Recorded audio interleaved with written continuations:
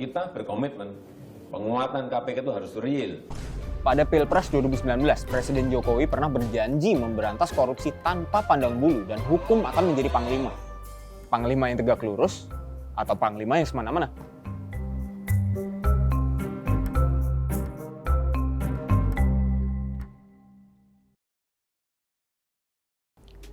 KPK saat ini sedang menyelidiki Menteri Pertanian Syahrul Yassin Limpo atas dugaan korupsi di Kementerian Pertanian.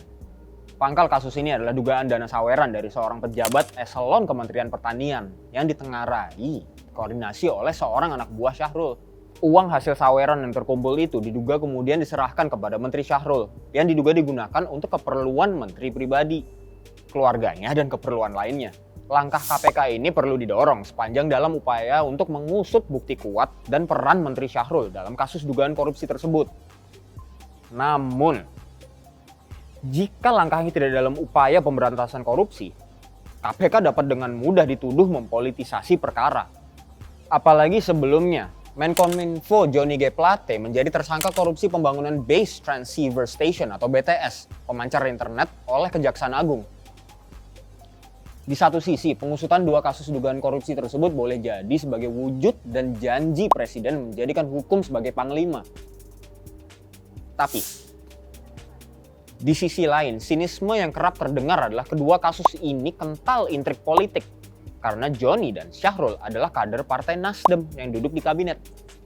Terlebih jika diletakkan dalam konteks perseteruan Jokowi dengan Partai Nasdem menjelang pemilihan umum 2024. Perseteruan apa maksudnya?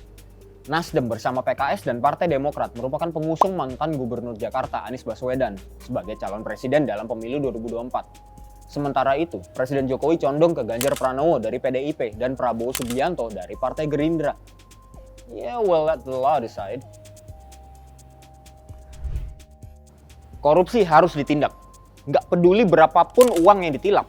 Dan betapapun modus operasi pencurian sudah menjadi rahasia umum. Penyalahgunaan SPJ seperti di kasus Syahrul adalah praktek culas yang jamak dilakukan para pejabat di kementerian dan lembaga pemerintah. Dah, gak usah denial. Masalahnya, indikasi korupsi yang lebih besar di Kementerian Pertanian sepanjang pemerintahan Jokowi tak pernah dipersoalkan. Seperti dugaan jual beli izin dalam penerbitan rekomendasi impor produk hortikultura dan surat perizinan impor buah pada 2020. Contoh lainnya adalah penyediaan vaksin penyakit kuku dan mulut senilai 2,6 triliun pada 2022. Tanpa tender, Kementerian Pertanian menunjuk 5 perusahaan yang tidak memiliki pengalaman mengimpor vaksin PMK dan diduga hanya mengandalkan kedekatan dengan petinggi kementerian. Dalam kasus Johnny, pengusutan melebar ke pelaku lain, termasuk politikus di luar Nasdem.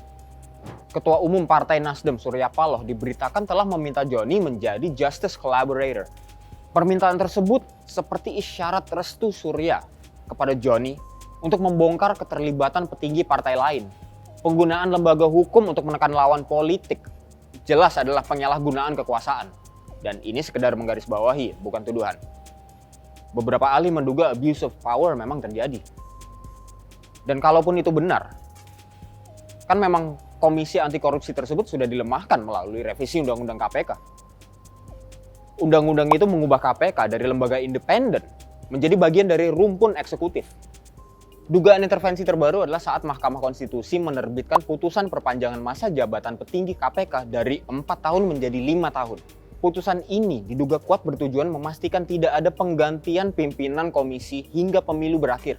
Dan jangan sampai ada presiden di Indonesia yang membiarkan dirinya dicatat sejarah sebagai presiden kedua setelah Soeharto yang memakai hukum untuk memukul lawan politik.